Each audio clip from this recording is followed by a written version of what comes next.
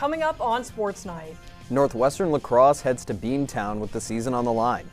We look ahead to 2025 fall Northwestern sports. If we're looking ahead, we also have to look back at Sports Night's best moments of the year. Anna, because it's the last show of the year, I don't know if I'm going to be putting on this headset again. Well, we better make it count because it's Sports Night right now.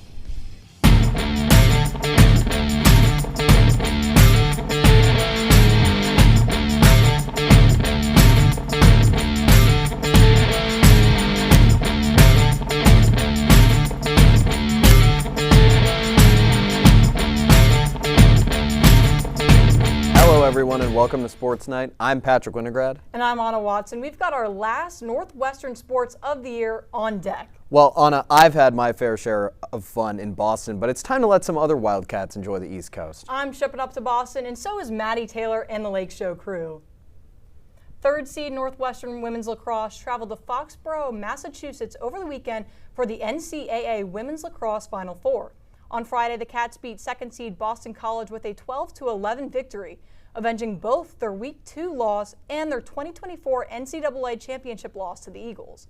Graduate attacker Nikki Miles earned a pair of scores early as the Cats went up 3-0 over the first 7 minutes.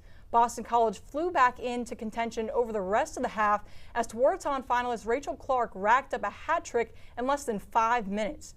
At the break, Boston College led 7-6. The third quarter was a nightmare for Northwestern as Boston College went up 5.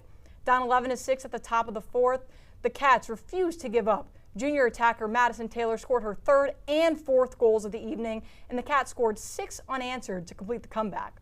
The season came down to the championship game against first seed and undefeated North Carolina at noon on Sunday. However, the Cats' impressive postseason run came to a close as they lost 8-12. The afternoon belonged to UNC's Humphrey sisters. Redshirt freshman attacker Chloe Humphrey led both teams with 4 goals on the afternoon, while her older sister Ashley added 4 assists. 5 of those points came in the first half as the Tar Heels went up 5-2. Sam Smith and Lucy Monroe each scored twice for Northwestern during the last 30 minutes, but it was not enough as the Tar Heels never slowed down. Meanwhile, single-season record holder Madison Taylor was held scoreless for the first time since May 14th, 2023. Taylor tied her career high of 4 assists, giving her 158 points to end the season. That moved her to second all-time on the NCAA single-season points list. The Cats finished as NCAA runners-up with a 19-3 final record. Sports Night's own Matt Campbell was in Foxborough this past weekend. Let's see what he had to say after the championship game.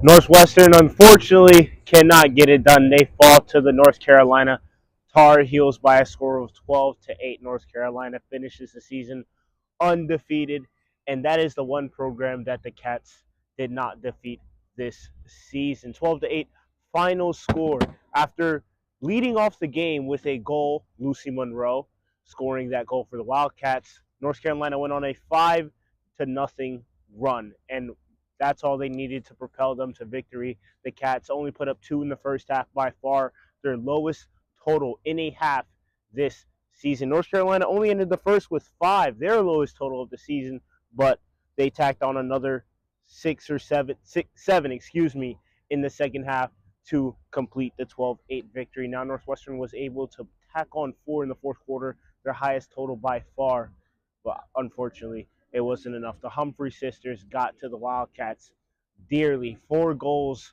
combined between them to go along with 5 assists to lead the team to victory. Now, Madison Taylor was the epicenter of the Wildcat offense all season. No goals. The first time that she scored 0 goals in a game since March of her freshman season. North Carolina constantly sent the double at her, sending a triple team at times to contain Taylor, hence why names like Lucy Monroe, Sam Smith, and Dee Foster had to end up in the scoring column, but that firepower wasn't enough for North Carolina. On the other side, it was Chloe Humphrey with 4, Olivia Vergano with 2, Eliza Osborne, ACC's Freshman of the Year, with 2 as well. Now, in the draw circle, North Carolina crushed Northwestern, a 17-7 difference in draw control there, and North Carolina forced a ton of turnovers, 16 for Northwestern today. Unfortunately for the Cats, just sloppy play cost them in the end. They finished the runner-up nationally for the second straight year. Now, a ton of names heading into their graduation in a couple of weeks, so it'll be interesting to see what kind of squad Kelly Amonte Hiller has come next February. But that's next year. We're talking about today. 12-8 loss for the Wildcats in the national championship. For NNN Sports, I'm Matt Campbell, and we'll see you next season. With the 2026 Division I Women's Lacrosse National Championship set to take place right here at Northwestern Medicine Field at Martin Stadium, Madison Taylor and the Cats will look to make it 7 straight Final Four appearances. With this being our last show of the year, we thought we would do something a little different. Instead of Plays of the Week, we're bringing you our top 10 Northwestern Plays of the Year.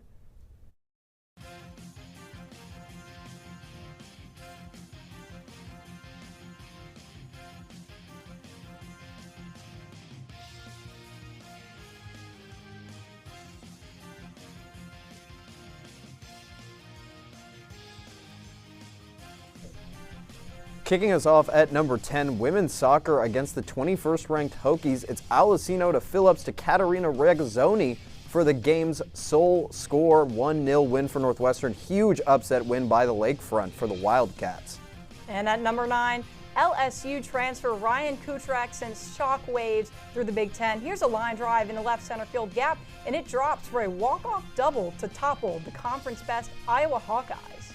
8 divided by 2 is 4. That number belongs to Ashley Sessa, who completes the hat trick against Rutgers, her first in Northwestern Purple, earning herself Big Ten Player of the Week honors. Field hockey, of course, would win it all to end 2024.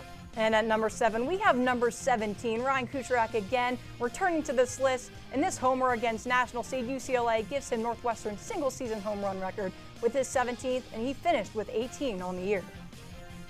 SportsNight's very own Braden Olson has everything you need to know about Northwestern's future when we come back.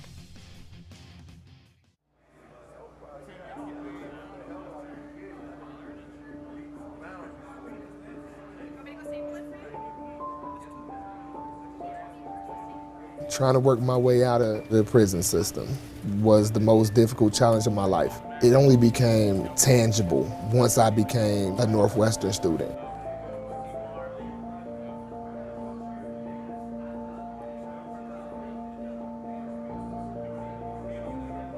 One, two, three, four.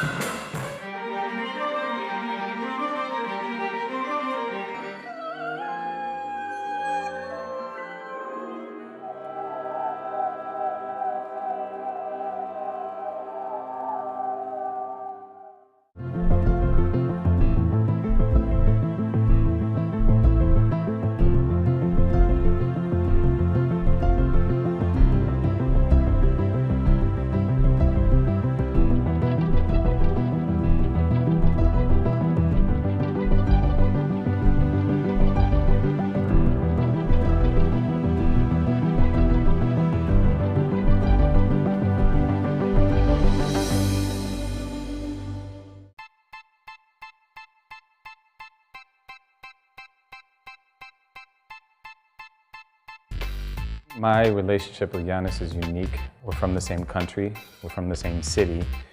Being a Northwestern alum, I think, has tremendous advantages in the sports industry. To me, that community, it's been with me for 20 plus years.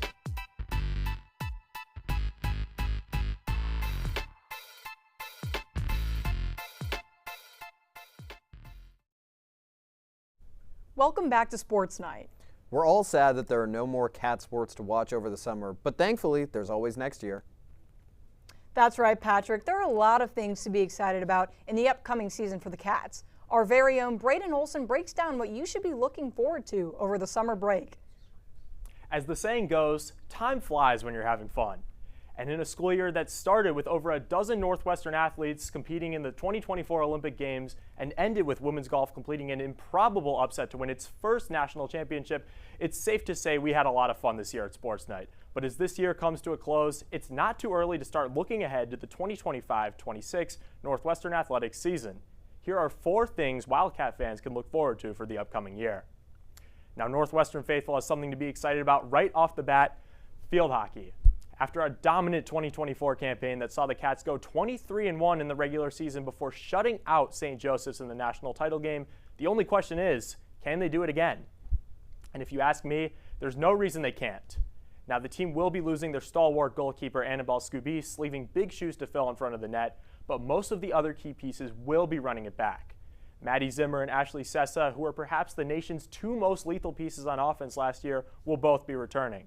Fresh off All-American seasons, they'll look to pick up right where they left off. Now, you factor in Olivia Bent-Cole and Ilse Tromp, who will both look to reach new heights in their junior seasons, and head coach Tracy Fuchs has a recipe for dominance. Now, next up, we've got another year of Lakeside football. And now I know last year's results were not the most encouraging, but in head coach David Braun's 3rd year leading the program, he has perhaps the most talented quarterback he's ever had in SMU transfer Preston Stone right here. The former 4-star recruit logged over 3,000 passing yards, 28 touchdowns, and just 6 interceptions in 2023, leading the Mustangs to the AAC championship game before breaking his leg in the final game of the regular season. Stone should inject some much-needed life in Northwestern's offense, and he'll have the chance to show off his skills for the home crowd against several fun opponents, including Oregon, UCLA, and Michigan. Combine the new-look offense with the fact that NU will once again be playing on beautiful Lake Michigan with the Chicago skyline glimmering in the distance, and it's hard not to want to just fast forward to August. Now moving towards those colder months, Wildcat fans should be really excited about what Chris Collins has cooking up at Welsh Ryan Arena. Next year's men's basketball squad will look a lot different than the group we grew familiar with this year. Second-team All-Big Ten selection Nick Martinelli will return for his final season in purple and white, he recently announced, but lineup mainstays like Brooks Barnheiser, Matt Nicholson, and Ty Berry are all moving on. Outside of Martinelli, this team is going to be really young. Now, fortunately, Collins has assembled what is perhaps the greatest high school recruiting class in Northwestern history, and he snagged a couple nice transfers as well. This year's recruiting class is headlined by 4-star Trey Singleton. The 6'8" forward was a top 100 prospect and chose Northwestern over powerhouse schools like Virginia, Purdue, and Louisville. Singleton is currently the headliner of the class, but don't sleep on guys like TikTok sensation Jake West and big man Cade Bennerman, who could also see minutes. Now looking at transfers, Collins brought in players like Max Green, last year's Patriot League Rookie of the Year, and Jaden Reed, a solid point guard out of South Florida. Now this team is going to have its share of growing pains, being so young and inexperienced, but I'm confident that this young core is going to bring a palpable energy to the Welsh this year, and fans should be pumped for the future of the program. And as if the 3 things I mentioned before didn't already have you jumping out of your seat, the Evanston community is in for a treat in May as Northwestern will play host to the 2026 Division I Women's Lacrosse Championship. The NCAA recently announced that the semifinals and national championship will be played at Martin Stadium, making it the first time the event will ever be played in the Midwest. And there's a good shot Cats fans will get to see Northwestern compete in the event, with this year's Tewaaraton finalist Madison Taylor returning for one last dance with the Cats. Northwestern women's lacrosse, fresh off yet another national title appearance and its 6th straight Final Four, is shaping up to look as strong as ever next year. And seeing the Lake Show play in the biggest games of the year right here on campus would be a magnificent way to cap off what should be a thrilling year of Northwestern sports. And that just about wraps up the main things that Cats fans should look forward to for next year. With summer just on the horizon, it seems like a lot of these moments are way off in the distance, but if summer passes by even remotely as quickly as this school year has, the Cats will be back before we know it. Back to you, Anna. Thanks, Braden. I personally cannot wait for some national championship lacrosse on the lake next spring, but there's certainly enough for every Northwestern fan to have something to look forward to. But I'm sick of ruminating on the future. We already know that some Wildcats delivered this season. Let's continue looking at the top plays of the year.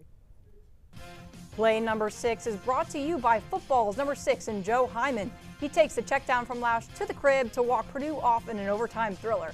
Tough year on the gridiron, but what a high this was for Hyman and NU. Keeping it on the time frame of the fall, coming up here at number 5, we have Akinjide Awujo, who shows out for men's soccer in their season finale, a hat trick in his final game with the Cats, making him the team leader in goals on the year. At number 4 is the first-year phenom Kaylee Avasado. She takes this 1-1 pitch and launches it to left center to walk the Badgers off. One of the greatest first-year campaigns in softball history for Avasado, a first-team All-Big Ten honoree. You've heard of NFL honors, but NNN honors is right around the corner. Don't go away.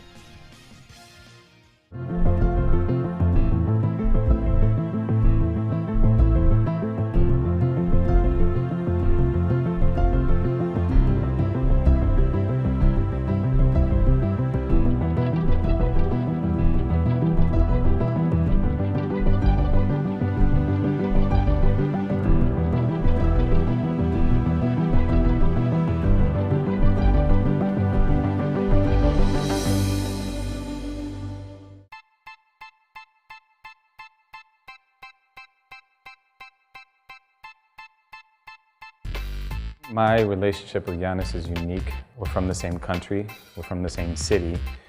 Being a Northwestern alum, I think, has tremendous advantages in the sports industry. To me, that community, it's been with me for 20 plus years.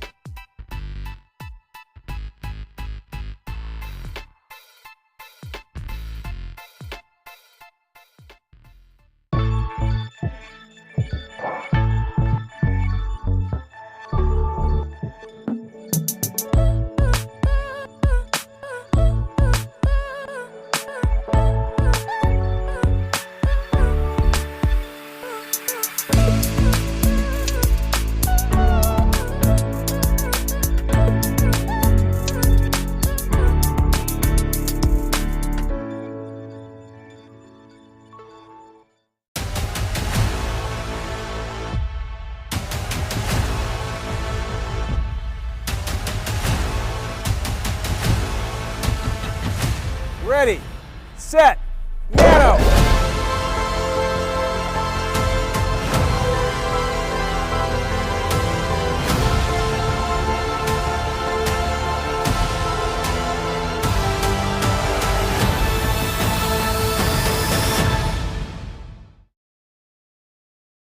What a season for Northwestern. The Cats took home 2 national championships in the academic year and had plenty of star power to fuel it. Luckily, Patrick and I watched every second of every game, and we have selected our NNN Sports Players of the Year. Patrick, who do you got? Anyone who knows me knows that I'm a huge basketball nerd, especially college basketball. So of course, after he was snubbed from All Big Ten first team, I won't let him get snubbed again. My player of the year is Nick Martinelli. Nick Martinelli came into the season as a potential third option on the Cats, but he became something much more important as the season went on. He asserted himself with 26 points on 9 of 12 shooting in the Cats' season opener against Lehigh, and followed that up with a season-high 32 points against Dayton. Martinelli continued to put the Cats on his back with 27 points against UIC, and he would sustain those massive scoring outputs all season long. Backed by his patented hook shot, Martinelli put up 18 20-point games by the end of the season, leading the Big Ten in scoring at 20.5 points per game and ranking as a top 3 scorer among all major conference players and top 10 among all scorers in the country. And when the lights were at their brightest, he showed up. In his signature moment of the season, Martinelli hit a fadeaway game winner in overtime against Maryland in a win that kept the Cats' dwindling NCAA tournament hopes alive at the time. I don't know, Patrick. I don't know. The women's squads really lit it up this year, so that's why I'm taking us back to the fall and back to Tracy Fuchs' squad. My pick for Player of the Year is Maddie Zimmer. After taking an Olympic red shirt last season, the senior midfielder came back with an absolute bang, leading the Wildcats to their second field hockey national title. The National Player of the Year scored 2 goals and added 1 assist in the championship game. I mean, talk about showing up when it matters. She was also the most outstanding player in the tournament. Zimmer finished the year with 10 goals and 12 assists. And let's not forget, she took home the Honda Sport Award for field hockey. She's certainly one of the greatest Wildcats of all time, and she's my Player of the Year. There are so many other great players that we would like to mention, like Madison Taylor, Diana Lee, who closed out the national championship in golf, and of course Lauren Boyd, who anchored the Cats in the circle all year long.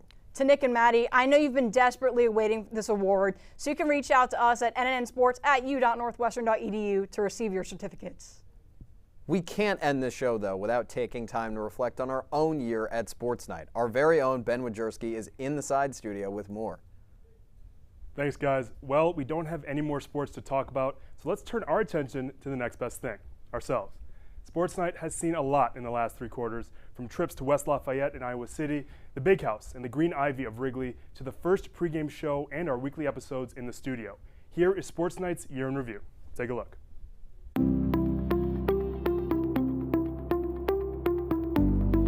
Coming up on Sports Night. Coming up on Sports Night. Coming up on Sports Night. Lacrosse continues to surge after their Big Ten title clinching win. The Cats venture westward for conference matchups against new foes. Football opens up with its first of 2 games at Wrigley Field. Hello and welcome to Sports Night. I'm Charles White, here with Miguel Munoz. My name is Taylor Hancock, and alongside me is Sammy Krimstein. Yeah, I have just become Brendan Prizeman half an hour ago, but I too am raring to go. Calvin.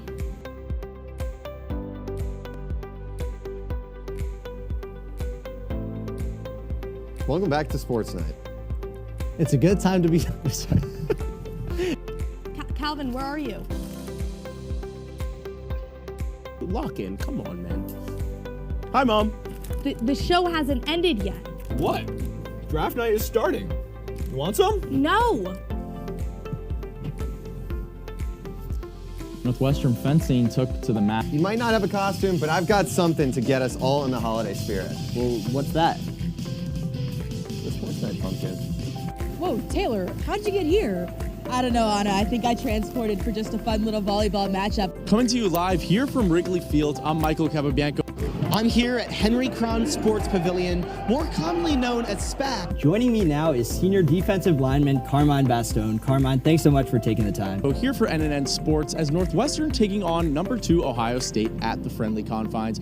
And today I'm covering Northwestern basketball, but there's going to be no Nick Martinelli, Brooks Barnheiser, or Chris Collins. Right behind me is the UI Stead Families Children's Hospital, which opened in 2017, and with it came one of the best traditions in college football, known as the Hawkeye Wave. Because I'm covering intramural hoops. It may not be D1, but the competition is just as fierce. In the 1850s, pioneers were urged forward by the axiom, "Go west, young man." Last week, the young men on Northwestern's basketball team followed those same instructions. Wells Shrine Arena was bound to be packed out. So here's what it looked like this past weekend. Boiler up! Oh yeah! I had the pleasure of catching up with Levitt a few weeks ago in an all-new SportsNight series, Alumni Arena, where we hear from Northwestern grads that are working in the sports industry. Here's the interview. I appreciate you having me on. You're right, great name. And I'm a proud NNN Sports Night alum, a very proud WNUR alum as well. Joining me now in the studio to talk about everything Northwestern sports is Combe Family Vice President for Athletics and Recreation, Mark Jackson. Mark, thanks so much for sitting down with us here on Sports Night. Well, I would not be where I am today without both those organizations and my time at Northwestern. So I appreciate you having me on, and it's good to be back on the NNN Sports Night airwaves for sure. It may be hard to believe considering the glacial temperatures outside, but spring sports are fully underway here in Evanston. That chemistry will come to fruition in late August when the Cats open their season against Tulane. Reporting on Northwestern football, I'm Anna Watson, NNN Sports. I feel like I haven't seen you in a minute. What's been going on with you? Not much, man. Just watching my Knicks head back home up 2-0 against Boston, fueled by even more Nova magic today. Pope Leo XIV, a Nova guy himself. And you lost a lot of big names this offseason, including Izzy Skane and Hannah Katie, but there's plenty to look forward to with a new crop of Wildcats looking to cement their names in Northwestern history. Bowie, looking, working, driving inside. Hook is good! My first 3 years playing there, I remember coming out during Big Ten games, and there would be like 200 people in the crowd, total. And then just in the last 2 years, seeing the environment of the Welsh Ryan Arena change, the atmosphere of the campus change. So just being able to be a part of that. Yeah, thanks, Leo. For the 3rd year in a row now, Northwestern men's basketball finds itself looking for a way to sneak into the madness that is March. Thank you, Vic, so much for joining us here on NNN Sports. This has been a fantastic conversation, and we wish you the best of luck. Thank you. Thanks for having me. Now, unfortunately, I don't have a tape measure, but I do have the next best thing. Ruler. And with this ruler, I'll be able to help explain which team will rule this quadrant. Thanks, Michael and Izzy. It's shaping up to be a pretty exciting matchup.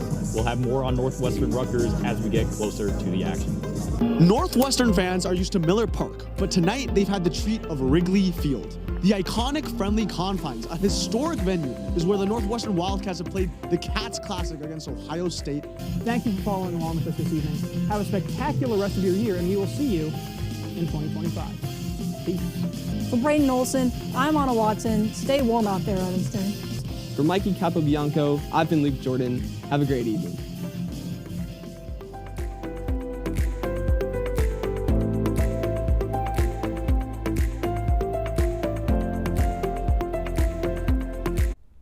Tonight is the final show of an incredible year. Every week, we get together in this building to highlight athletic achievements and write meaningful stories about our Northwestern community. To everyone who has tuned in, we thank you for joining us. Finally, we'd be remiss if we didn't extend our deepest gratitude to Matt Schrock. Every week, he has helped us put together Sports Night, and our show wouldn't be the same without him. Now, wipe those tears away because we are not done quite yet. We've still got a few plays left. Anna and Patrick, back to you. Thank you, Ben. I'm looking forward to another year of Sports Night, and when that year kicks off, here's where you can catch the Cats. Football plays its home opener on September 6th against Western Illinois. Volleyball opens Big Ten play against Indiana on September 24th. And men's basketball heads to Ames, Iowa for an exhibition match against Iowa State on October 26th. While you've seen some of the candidates for the best play of the year, it's time to reveal the big three after the break.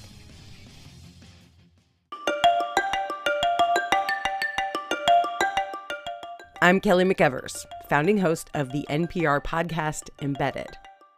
I'm James Edwards, host of the Unresolved podcast from Frontline. I'm Antonia Cereijido, former senior producer of Anything for Selena podcast and current executive producer at Elias Studios.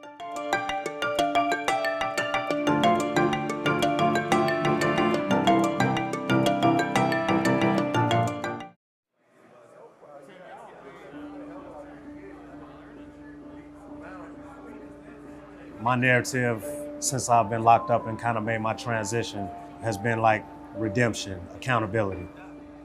When I come into the classroom environment, every individual that sits amongst me takes education seriously.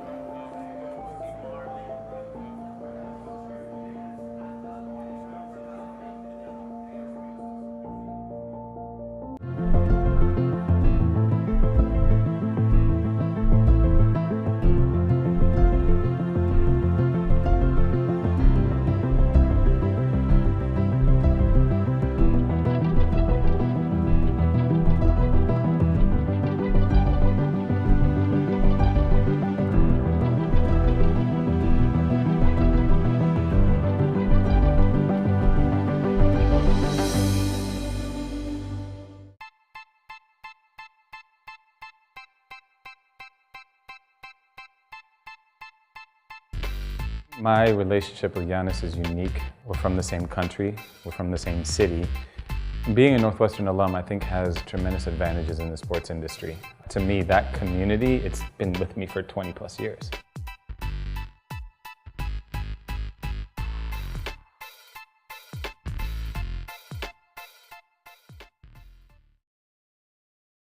For the final time this year, welcome back to Sports Night. I know you're on the edge of your seats. It's time for the top 3 Northwestern plays of the year.